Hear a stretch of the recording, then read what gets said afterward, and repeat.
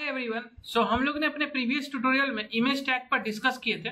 Okay, सो इस tutorial में discuss करने वाले हैं लिस्ट के बारे में। सो सबसे पहले तो इस HTML फोल्डर पर राइट क्लिक करके न्यू फाइल क्रिएट करेंगे जिसका नाम देंगे list.html। ओके, बॉयलर प्लेट को यूज करेंगे, इसमें H1 में लिखेंगे लिस्ट और गो लाइव पर क्लिक करेंगे, मीन सर्वर को ऑन करेंगे। सो मेरा यहाँ पर लिस्ट आ गया और इसको हम इस तरह से कर लेते हैं और इसको ये क्लोज। ओके, सो लिस्ट बेसिकली यूज होता है आइटम्स को अरेंज करने के लिए। ओके, तीन तरीके का लिस्ट होता है, एक अनऑर्डर लिस्ट, ऑर्डर लिस्ट और एक डिस्क्रिप्शन लिस्ट।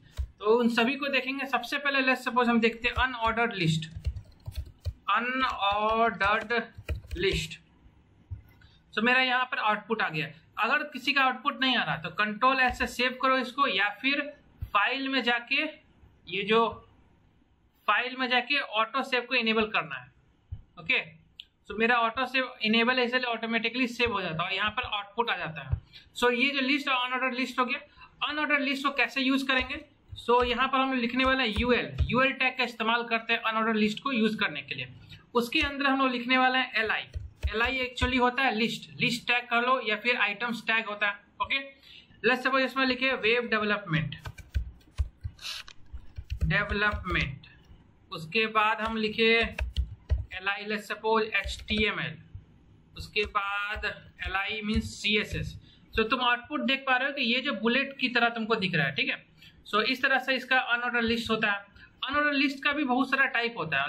लेट्स सपोज यहाँ पर यूएल के अंदर अगर हम लिखे स्टाइल, स्टाइल जो है हम डिटेल्स में बात करेंगे CSS में। इस चीज को हम लोग इंटरनल स्टाइलिंग कहते हैं। ओके, सो अभी के लिए बस ये समझ लो ओपनिंग मीन्स ओपनिंग टैग में हम इस तरह से स्टाइल लिखें।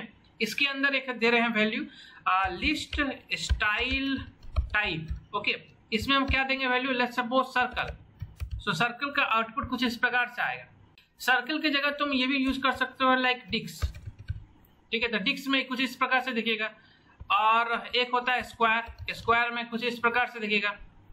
ओके, और एक होता है नन में कुछ नहीं दिखेगा, ठीक है। ये चार तरीके का स्टाइल तुम यूज कर सकते हो। ओके, सो एक हो गया तुम्हारा स्क्वायर, डिक्स, सर्किल और नन।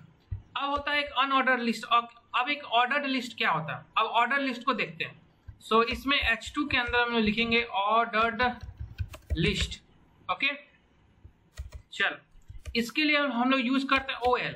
उसके बाद हम लोग li, इसके अंदर भी li यूज होता है। सो लेट्स सपोज इसके अंदर अगर सिंपली है, अगर यही चीज हम इसको कॉपी करें और यहाँ पर पुट कर दे, इसका आउटपुट देखना। इसका बाय डिफॉल्ट आउटपुट 1 2 3 आता है। इसका बाय डिफॉल्ट आउटपुट बुलेट आता है। अगर इसको हम हटा दें यहाँ से, बाय डिफॉल्ट आउटपुट इसका क्या आएगा? बुलेट। ओके, इसका आएगा 1 2 3। मान लो तुमको 1 2 3 नहीं लिखना है, कुछ और लिखना है, तो इसमें OL के अंदर ओपनिंग टैग के अंदर तुम अगर लिखोगे टाइप, और टाइप के अंदर अगर तुम लिखे कैपिटल A, ठीक है, तो देखो ABC आ गया। कैपिटल A की जगह तुम लिख दो स्मॉल a, तो C आउटपुट कुछ इस प्रकार से आया। अगर तुम रोमन लेटर लिख दोगे I, तो आउटपुट इस तरह से आएगा। इस प्रकार से तुम इसको मॉडिफाई कर सकते हो। ओके, तुम 1 लिखोगे तो यहाँ पर आएगा 1 2 3। लेकिन हम चाहते क्या है कि यहाँ पर अगर ये नंबरिंग स्टार्ट हो 50 से 51 52 53 जाए, तो इस टाइप को हटा के हमको लिखना होगा स्टार्ट लिखना होगा 50 तो आउटपुट देखना 50 51 52। ये हो गया तुम्हारा ऑर्डर लिस्ट। अब एक और लिस्ट है जिसका नाम है डिस्क्रिप्शन लिस्ट। ओके, H2 के अंदर हम लोग लिखने वाले हैं डिस्क्रिप्शन लिस्ट। सो डिस्क्रिप्शन लिस्ट को कैसे यूज करते हैं? इसके लिए यूज करते हैं DL टैग। इस DL टैग के अंदर एक यूज करते हैं DD टैग। DD टैग क्या करता है? ये DD जो है डिफाइन करता है, और उसके अंदर यूज होता है एक DT टैग। ओके, मान लो इस DD के अंदर लिखे CSC, तो अगर हमको DT के अंदर लिखना होगा computer science SCIENCE engineering. Okay, so ये जो CSC है, CSC एक्चुअली डिफाइन कर रहा है टर्म को, और ये जो स्टेटमेंट है ये एक्चुअली DD के जो मैं लिखा DD के अंदर जो लिखा है उसको डिफाइन करता है। तो इस तरह से डिस्क्रिप्शन लिस्ट लिखा जाता है। कुछ इस तरह का से इसका आउटपुट आएगा। तुम इसको एक बार और लिख सकते हो, लाइक इस तरह से रिपीट कर सकते हो। इस CSC की जगह तुम लिख सकते हो लाइक MERN। मॉन में होता है, मन का फुल फॉर्म हो गया MongoDB, देन ई हो गया तुम्हारा एक्सप्रेस जेएस और रिएक्ट जेएस, और एन का हो गया नोड जेएस। हम लोग ये चीज पूरा पढ़ने वाले हैं।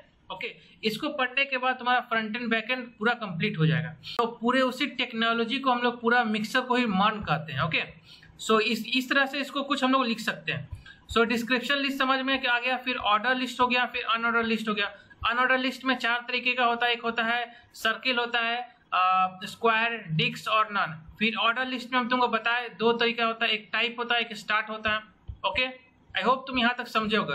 एक होता है नेस्टेड लिस्ट भी होता है। नेस्टेड लिस्ट में इसी तीनों का मिक्सर हो सकता है। लाइक यहाँ पर देखो ओएल, पहले हम ऑर्डर लिस्ट लिखे, ठीक है। ऑर्डर लिस्ट में एलआई के अंदर लिखे CSC। सो सबसे पहले क्या करते हैं, इन सभी को हम कमेंट आउट कर देते हैं यहां तक, और इस H1 में हम लोग लिखेंगे नेस्टेड लिस्ट।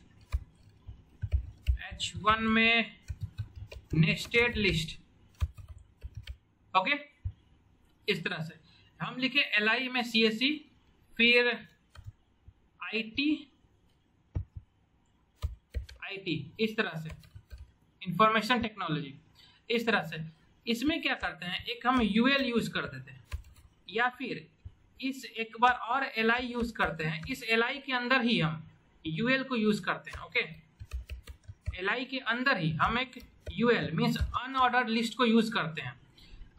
इसका नाम देते हैं, लेट्स सपोज इसके अंदर हम लोग देने वाले हैं LI के अंदर देने वाले हैं let's suppose Python. See output कुछ इस प्रकार से आ रहा है पाइथन। फिर लेट्स सपोज पाइथन के जगह दिए हम HTML।